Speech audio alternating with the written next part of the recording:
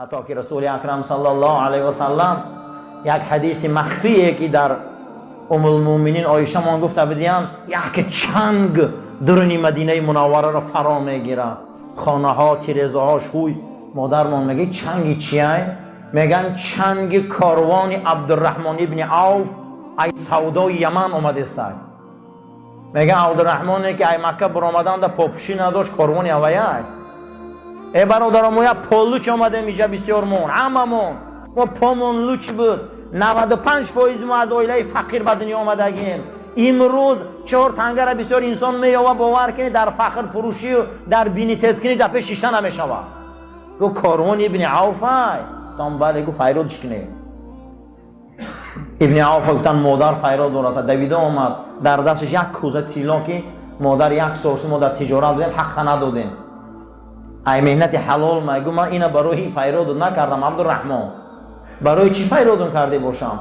گو از پیغمبر یک حدیث در حق گوم. گو چی حدیث های؟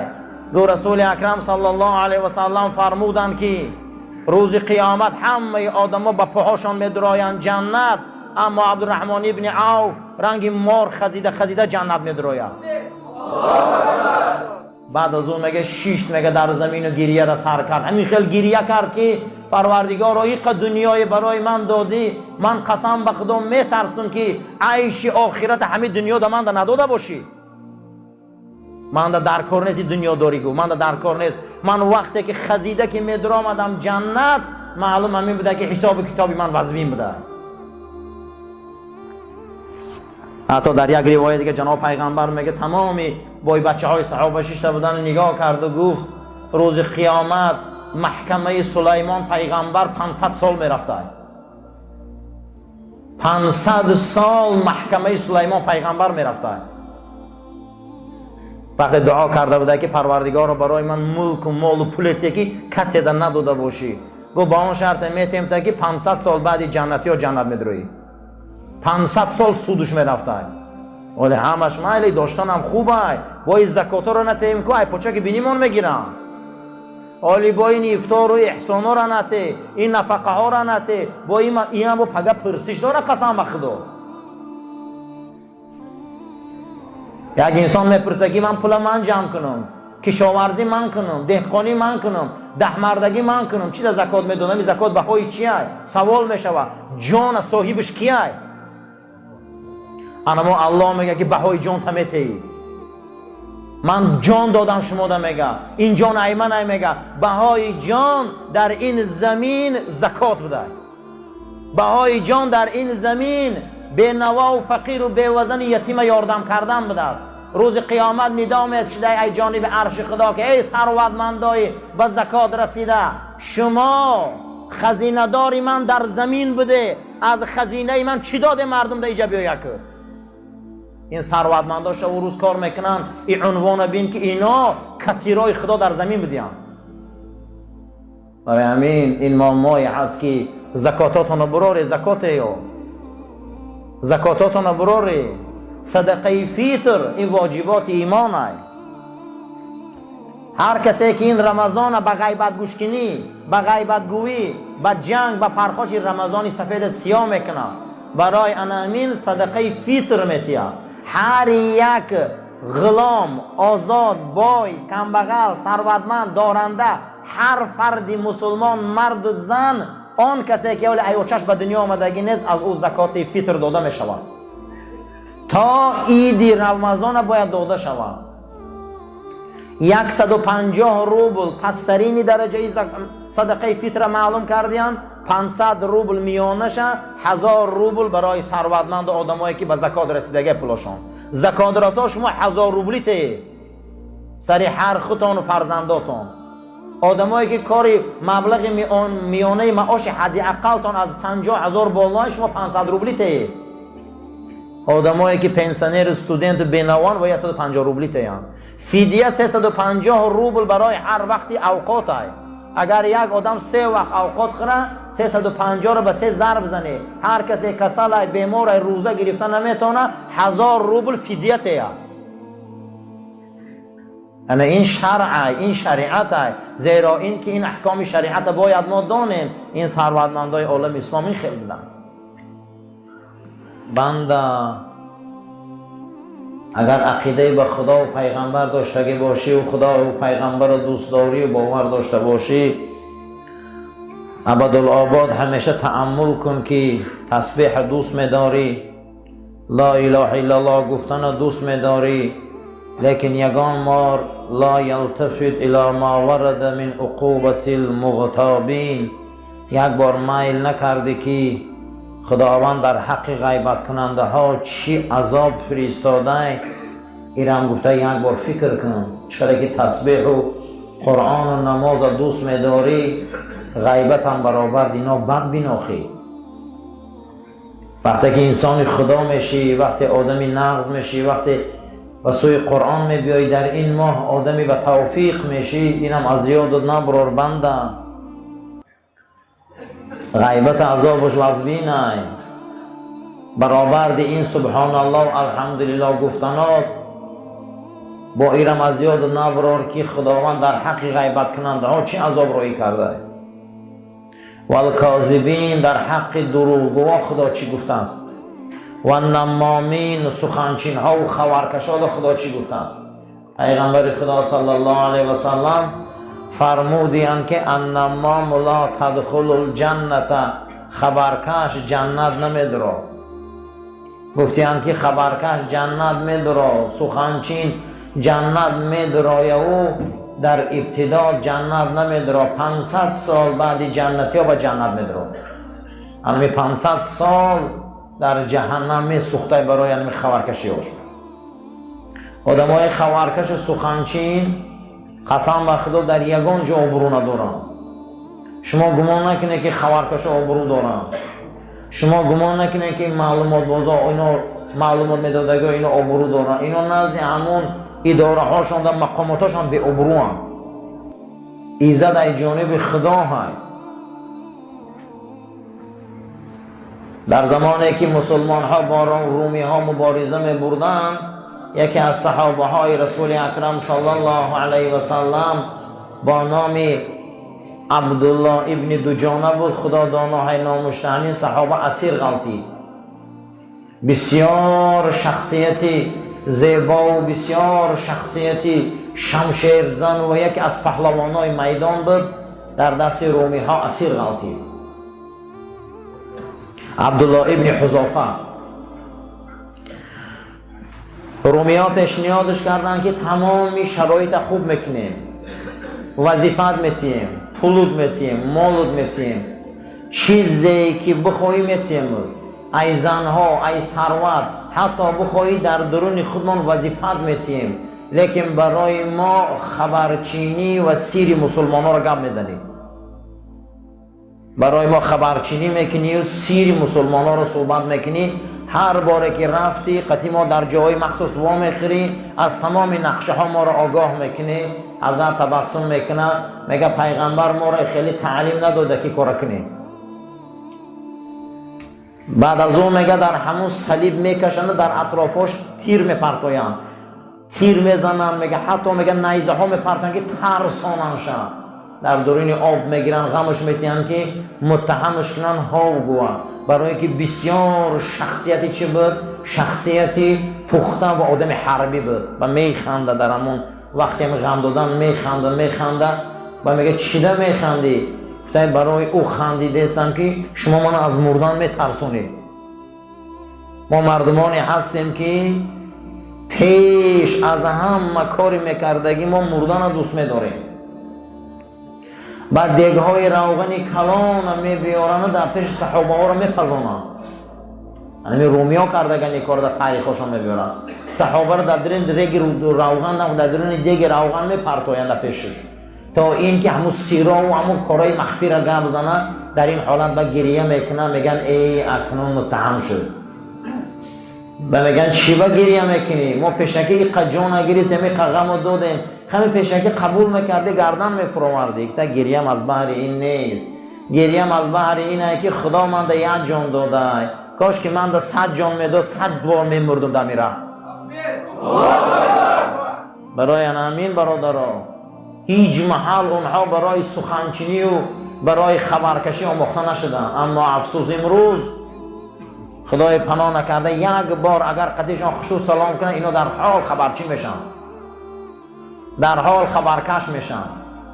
اما اینها را در پیش اینقدر عذابا را آوردن، این صحابه ها هیچ ملگردن نفر آوردن. اینا این خیلی شخصیت ها بودن که اسلام پیش رفت. از نمام ترسید. رسول اکرم صلی الله علیه و سلم و بالای قبر میگذشت، گفت چند قبر بود؟ گفت این قبرها در عذابن. گفت چی با اینا در عذابن؟ گورا سوخته است. گفت ایش خبرکشد. یکی از عذابهای گور و گور در جهنم میدرا، گور میسوزه، این آدمی خبرکشه.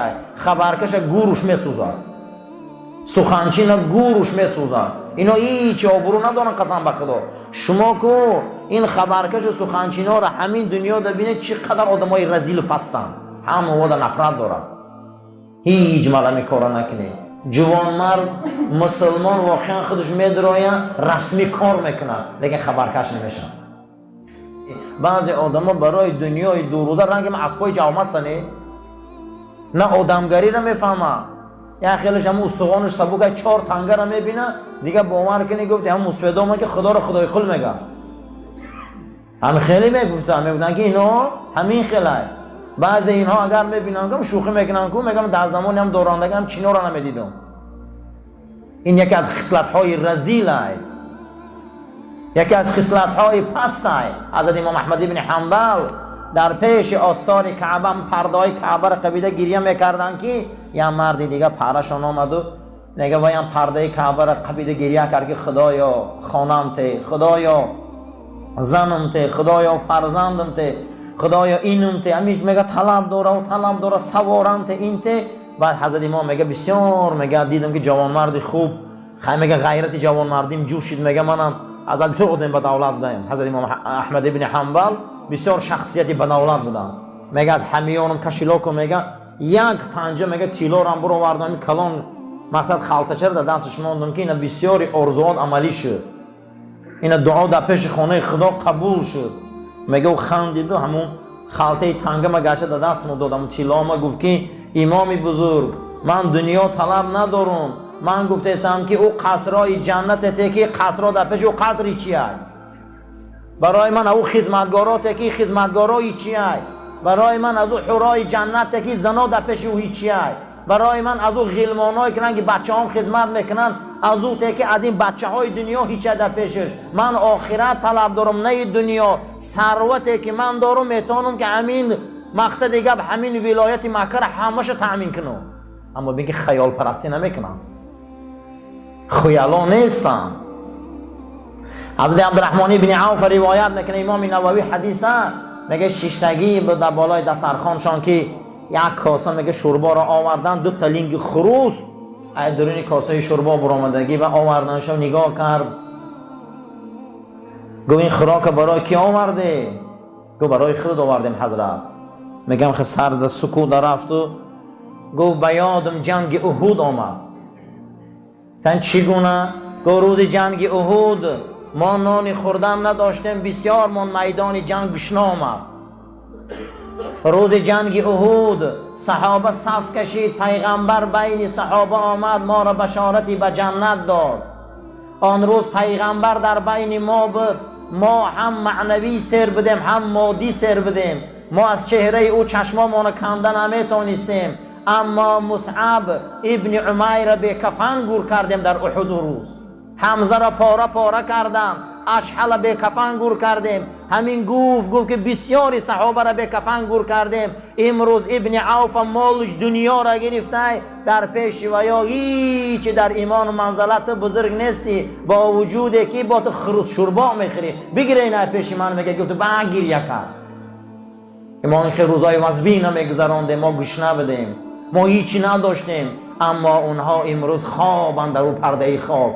اونها بودن شیر مردا، اونها بودن جوان مردا. اما امروز من هیچ چیز ندارم. ای ابن عوف تو هیچی نداری، با وجودی که در وقت مردنش مال ابن عوف ترکه کردن نتونستن. نصفش اول 3/1 بخشید. نصفش بخشید و حساب کردن نتونستن. بعد از او سرش بلند کرده گفت ای مردم، من از مکه آمدم، قسم به خدا در پام پاپوشی نداشتم، پیغمبر خدا را در پیشی بازار دیدم، حضرت من گفت چی دعاتم تا ابن عوف؟ گفتم بازار دعام ته.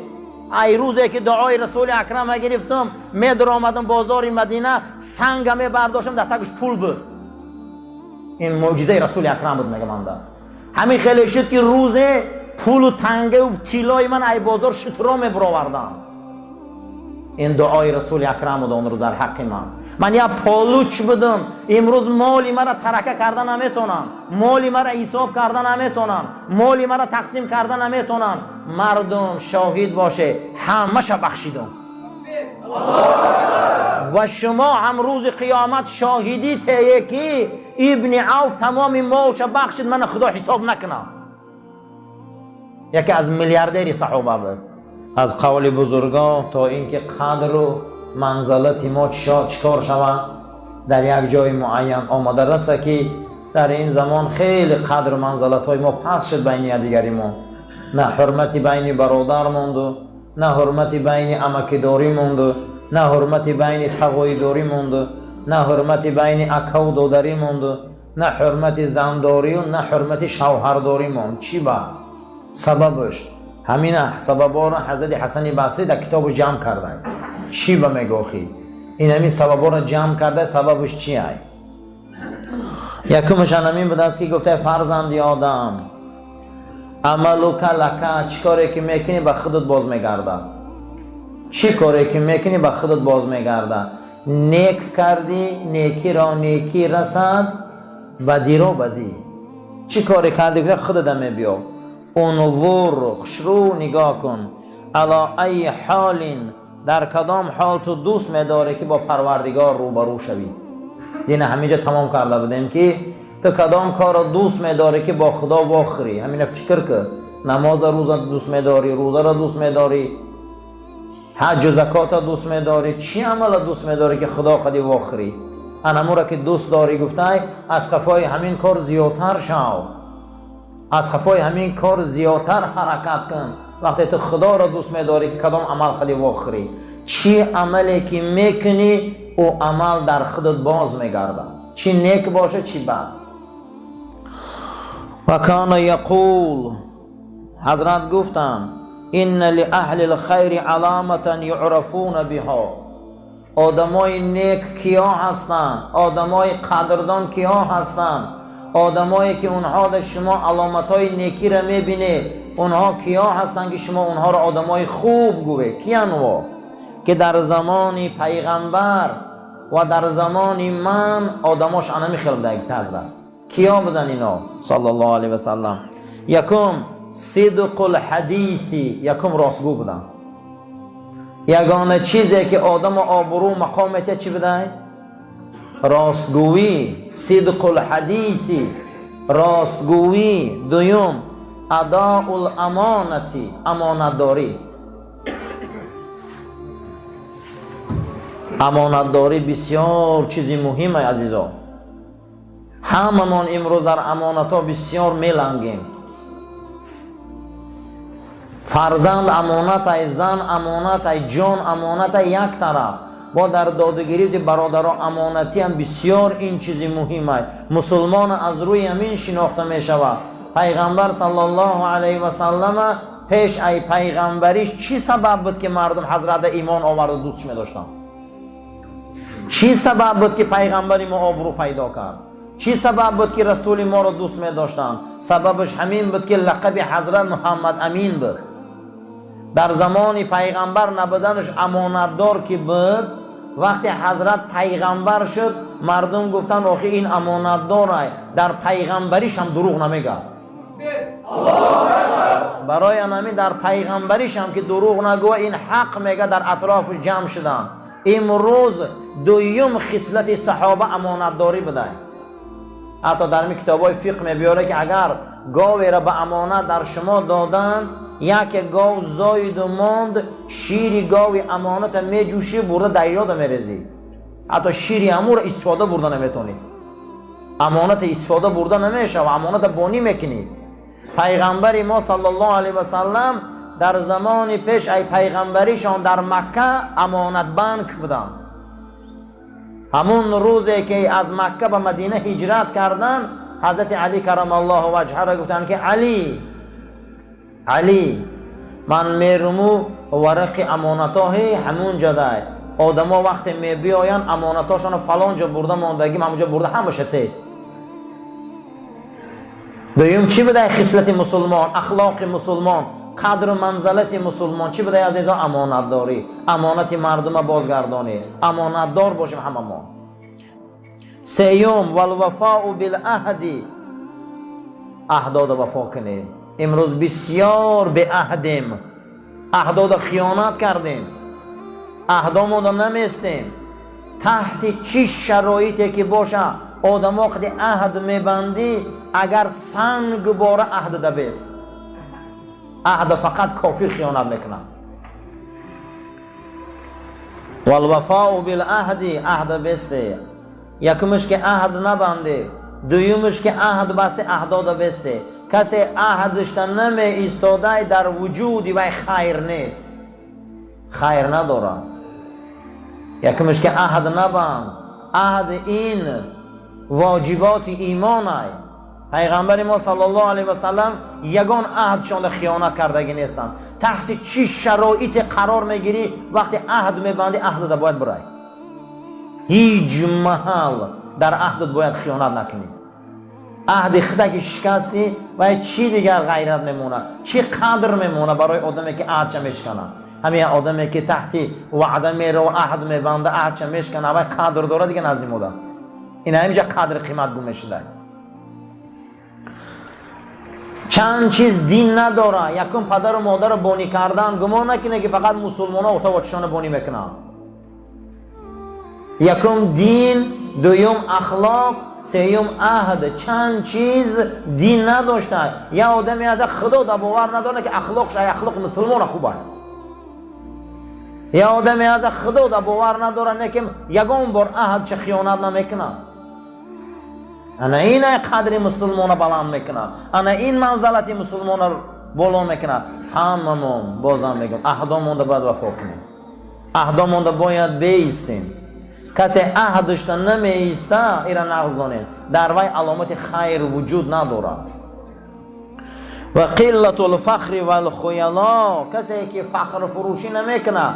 خیلا گفته اصلا عربا اسبی را که نو ای جو میبرارن عرب نامی او را خیل میگن. اسب ای جو برآمدن عرب چی میگفته؟ خیل.